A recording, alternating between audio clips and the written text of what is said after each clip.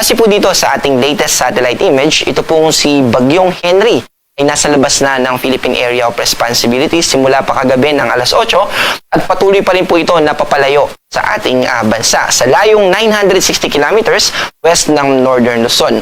Wala na po itong magiging direktang epekto sa anumang parte ng ating bansa. Ang nakaka-apekto po sa atin ay itong hanging habagat. Kaya mananatili po na maulap dito sa Palawan kasama din yung Kalayaan Islands na part ng Palawan. Ibig sabihin, may chance pa rin ng mga pagulan na dala ng habagat dito sa binanggit natin na probinsya. Patuloy pa rin po yung epekto ng hanging habagat dito sa Occidental Mindoro.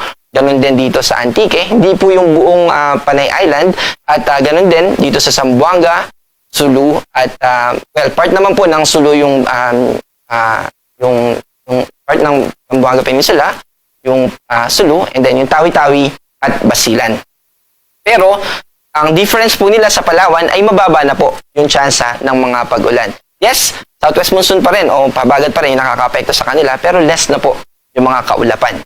Posibleng magdulot ng mga pag-ulan. Ganon din yung mararanasan ng mga kababayan natin dito sa Quezon Province, Bicol Region, Eastern Visayas at dito sa Caraga Region. Pero ang nakaka-apekto naman po sa atin dito sa mga binanggit na lugar sa eastern section ng ating bansa ay yung easterlies. Ito po yung mainit na hangin galing sa Pacific Ocean. Dalawa po yung posible nitong maging epekto.